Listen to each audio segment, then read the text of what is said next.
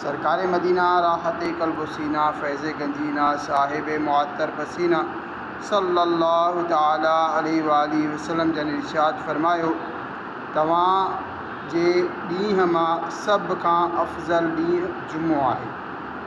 उन्हीअ में हज़रत आदम अलैहिस्सलाम पैदा थिया। उन्हीअ ॾींहुं संदन रूह कब्ज़ थियो। उन्हीअ ॾींहुं सूर फूकियो वेंदो ऐं उन्हीअ ॾींहुं क़यामत ईंदी।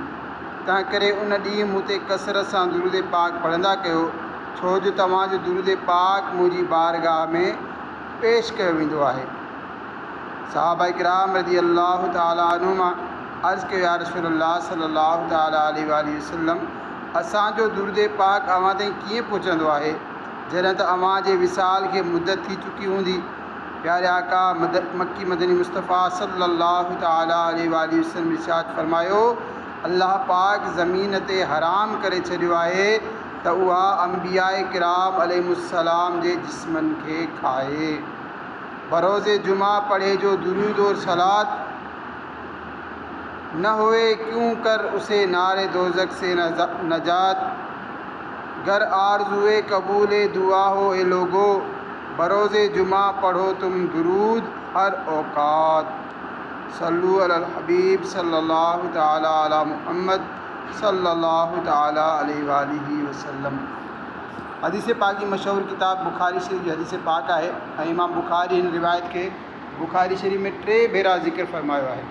नबी पाक सल्लल्लाहु अलैहि वसल्लम जी ज़ाहिरी ज़िंदगी मुबारक जी आख़िरी ॾियारनि जो वाक़ियो आहे ऐं हिन खे बयानु कयो आहे। सहाबी रसूल अक़बा बिन आमिर रज़ी अल्लाह ताला अन्हु फरमाइनि था, हिकु ॾींहुं प्यारा आका मक्की मदनी मुस्तफ़ा सल्लल्लाहु अलैहि वसल्लम रवाना थिया। मक़ाम उहद ते पहुता। शुहदाए उहद जेकी हिन वक़्त खां तक़रीबन 8 साल अॻे शहीद थी चुका हुया, उन्हनि जी नमाज़ जनाज़ा पढ़ी उन्हनि खे दफ़न कयो वियो हुयो। पाण करीम सल्लल्लाहु अलैहि वसल्लम उन्हनि जे मज़ारुनि ते 8 सालनि खां पोइ ॿीहर नमाज़ जनाज़ा अदा फरमाई। पोइ पाण करीम सल्लल्लाहु अलैहि वसल्लम मिंबर ते तशरीफ़ वठी आया ऐं ख़ुतबो ॾींदे फरमायाऊं, ए इंसानो, मां तव्हांजे लाइ फ़र्त आहियां, यानी तव्हां खां पहिरियां वञण वारो आहियां। वाना शहीदुन अलैकुम, ऐं मां तव्हां ते गवाह आहियां। व इन्नी वल्लाहि ला उंज़ुर इला हौदी अलान, अल्लाह पाक जो कसम, बेशक मां हिन वक़्तु हितां खां हौज़े कौसर खे ॾिसी रहियो आहियां। बेशक मूंखे ज़मीन जे तमामु ख़ज़ाननि जूं कुंजियूं अता कयूं वयूं आहिनि। अल्लाह पाक जो कसम, बेशक मां तव्हांजे मुतालिक़ शिरक जो ख़ौफ़ नथो रखां। हा, ही ख़ौफ़ आहे त तव्हां दुनिया में मशगूल थी वेंदा। यार इस्लाम बारे हिकु ख़ूबसूरत हदीस पाक आहे। हिन मां असांखे खोड़ ॻाल्हियूं सिखण जे लाइ मिलनि थियूं। पहिरीं ॻाल्हि ही त रसूल अरबी मक्की मदनी सल्लल्लाहु अलैहि वसल्लम शुहदाए उहद जे मज़ारुनि ते वञी करे तक़रीबन 8 सालनि खां बाद ॿीहर नमाज़ जनाज़ा अदा फरमाई। उलमा इकराम फरमाईंदा, हूअं हिन तरह कंहिंजी क़बर ते नमाज़ जनाज़ा अदा नथी करे सघिजे। ही प्यारे आका सल्लल्लाहु अलैहि वसल्लम जो शुहदाए उहद ते ख़ुसूसी करम हो जो सनन पहिरियां उन्हनि जो जनाज़ो पढ़ण खां बाद 8 सालनि खां बाद ॿीहर नमाज़ जनाज़ा अदा फरमाई। हदीस पाक जी मशहूर किताब मुस्लिम शरीफ़ जी हदीस पाक आहे। हिकु सहाबिया हुयूं हज़रत सौदा रज़ी अल्लाह ताला अन्हा, उन्हनि जो इंतिकाल थियो। सहाबा इकराम उन्हनि जी नमाज़ जनाज़ा अदा कई, दफ़न करे छॾियऊं। बाद में प्यारे आका सल्लल्लाहु अलैहि वसल्लम खे मालूम थियो त फरमायूं, तव्हां मूंखे छो न ॿुधायो, बेशक ही क़बरूं ऊंदाहियुनि सां भरियूं पियूं आहिनि। बेशक जॾहिं मां हिननि ते जनाज़े नमाज़ पढ़ंदो आहियां त मुंहिंजी नमाज़ जी बरकत सां अल्लाह पाक हिननि क़बरुनि खे नूर सां भरे छॾींदो आहे। सुभान अल्लाह, छा त शान करीमी आहे मुंहिंजा ऐं तव्हांजा प्यारा आका मक्की मदनी मुस्तफ़ा सल्लल्लाहु अलैहि वसल्लम ख़ुदि पाण बि नूर आहिनि, नूर विरहाईंदा बि आहिनि ऐं नूर विरहाइण जी ताक़त ते थोरो गौर फरमायो। संदन हिन दुनिया में आलम फ़ानी में तशरीफ़ फरमा आहिनि। क़बर जो मामिलो ॿिए जहान जो आहे, उहो आलम बरज़ख आहे। पाण करीम सल्लल्लाहु अलैहि वसल्लम हिन जहान में बीही करे आलम बरज़ख वारनि खे नूर सां नवाज़े रहिया आहिनि। सुभान अल्लाह, जॾहिं पाण करीम सल्लल्लाहु अलैहि वसल्लम हिन दुनिया में हुजनि त आलम बरज़ख वारनि खे नूर विराए सघनि था। त हाणे जॾहिं संदन आलम बरज़ख में तशरीफ़ फरमा आहिनि, पाण जॾहिं आलम बरज़ख में तशरीफ़ फरमा आहिनि, उते रही करे हिन जहान वारनि खे छो नथा विराए सघनि। यकीनन जीअं पाण करीम सल्लल्लाहु अलैहि वसल्लम पहिरियां नूर विराईंदा हुया, हाणे बि विराईंदा आहिनि। उन करे त असां चवंदा आहियूं, चमक तुझसे पाते हैं सब पाने वाले, मेरा दिल भी चमका दे चमकाने वाले, बरसता नहीं देख कर अब्र रहमत, बदों पर भी बरसा दे बरसाने वाले, तू जिंदा है वल्लाह, तू जिंदा है वल्लाह, मेरे चश्मे आलम से छुप जाने वाले।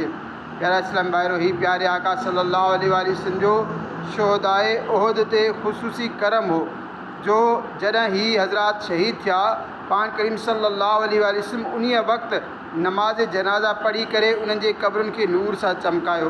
पोइ ज़ाहिरी ज़िंदगी मुबारक जे आख़िरी ॾियारनि में ॿीहर उन्हनि ते नमाज़ जनाज़ा पढ़ाई त जीअं उन्हनि जूं क़ब्रूं नूरुन अला नूर, यानी पहिरियां खां कई भेरा वधीक नूरानी थी वञनि।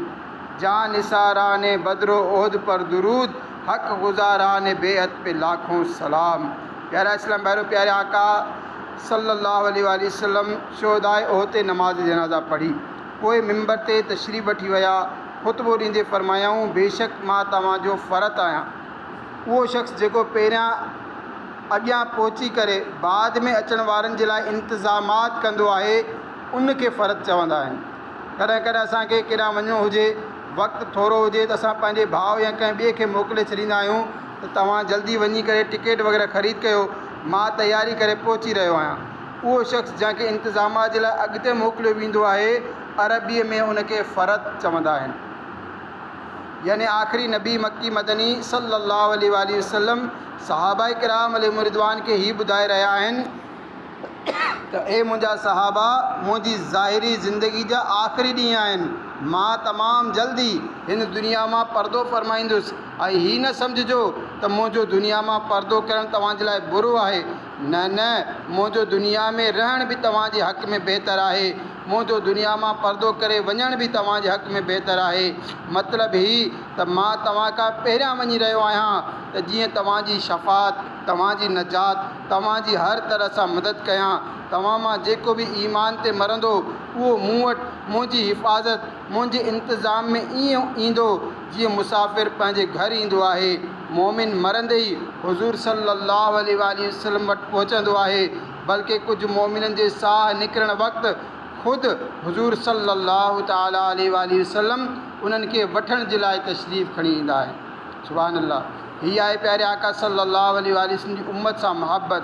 अल्लाह पाक जे तरफ़ां पाण करीम सल्लल्लाहु अलैहि वसल्लम खे ही बाक़ाइदा इख्तियार ॾिनो वियो हो त ए प्यारा महबूब, चाहियो त दुनिया में ई तशरीफ़ रखो, चाहियो त पर्दो फ़रमायो। पाण करीम सल्लल्लाहु अलैहि वसल्लम दुनिया मां पर्दो फ़रमाइण क़बूल कयो। छो? उन करे जो हिन में उम्मत जी भलाई हुई। मौलाना हसन रज़ा खान रहमतुल्लाह ताला अलैह लिखनि था, तुमको तो ग़ुलामों से है कुछ ऐसी मोहब्बत, है तर्क अदब वरना कहीं हम पे फ़िदा हो। प्यारा इस्लाम भाइरो, पाण करीम सल्लल्लाहु अलैहि वसल्लम वधीक फरमायो, बेशक मूंखे ज़माननि जे तमामु ख़ज़ाननि जूं, मूंखे ज़मीन जे तमामु ख़ज़ाननि जूं कुंजियूं अता कयूं वयूं आहिनि। सुभान अल्लाह। मालूम थियो असांजा आका मालिक कुल आहिनि। दुनिया जा तमामु ख़ज़ाना पाण करीम सल्लल्लाहु अलैहि वसल्लम खे अता कया विया आहिनि, जंहिंखे जेको चाहिनि अता फ़रमाए छॾींदा आहिनि। कुंजी तुम्हें दी अपने ख़ज़ानों की खुदा ने, महबूब किया मालिक व मुख्तार बनाया, आलम के सलातीन भिकारी हैं भिकारी, सरकार बनाया तुम्हें सरकार बनाया, बेयारो मददगार जिन्हें कोई न पूछे, ऐसों का तुझे यारो मददगार बनाया। सल्लु अलल हबीब सल्लल्लाहु ताला अला मुहम्मद सल्लल्लाहु ताला अलैहि वसल्लम। हिते ही न सम्झो वञे त ज़मीन जे ख़ज़ाननि मां मुराद सिर्फ़ु सोन चांदी वग़ैरह आहिनि, न न, बल्कि हर तरह जी नेमतुनि जा ख़ज़ाना पाण करीम सल्लल्लाहु अलैहि वसल्लम खे अता कया विया आहिनि। संदन जंहिंखे जेको चाहींदा आहिनि अता फ़रमाईंदा आहिनि।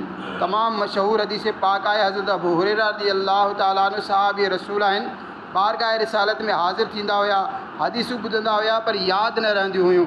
एक ॾींहुं हाज़िर थिया, अर्ज़ु कयूं या रसूल अल्लाह हाफ़िज़ो कमज़ोर आहे, अवां जूं हदीसूं ॿुधंदो आहियां त यादि न आहिनि रहंदियूं।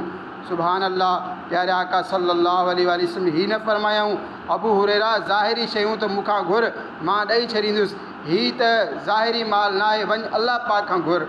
न न, ही मालिक कुल आहिनि। हज़रत अबू हुरैरा रज़ियल्लाहु ताला अन्हु ॼाणनि पिया त सभु नेमतूं ॾींदो अल्लाह पाक आहे, मिलंदियूं महबूब जे दर तां आहिनि। महबूब बि ॼाणनि था त सभिनी नेमतुनि जा ख़ज़ाना मूं वटि आहिनि। अल्लाह पाक जी अता सां मूंखे मालिक मुख़्तार बणायो वियो आहे। पाण करीम सल्लल्लाहु अलैहि वसल्लम हज़रत अबू हुरैरा रज़ियल्लाहु ताला अन्हु खे हाफ़िज़ो अता फ़रमायो। कीअं अता फ़रमायो? हीअ बि वॾे कमाल जी ॻाल्हि आहे। अबू हुरैरा खे फ़रमायो, ए अबू हुरैरा चादर विछायो। उन्हनि चादर विछाई। पाण करीम सल्लल्लाहु अलैहि वसल्लम ॿई हथ हवा में खोलिया, लप भरियाऊं ऐं चादर में हारियाऊं। फ़रमायूं अबू हुरैरा हिन चादर खे सीने सां लाहियो। उन्हनि चादर सीने सां लाती। फ़रमाइनि था उन ॾींहं खां पोइ हालत ही थी वई जो जेको बि ॿुधंदो आहियां यादि रहंदो आहे। मालिक कौनैन हैं गो पास कुछ रखते नहीं, दो जहां की नेमतें हैं उनके खाली हाथ में। अल्लाह तबारक व तआला का दुआ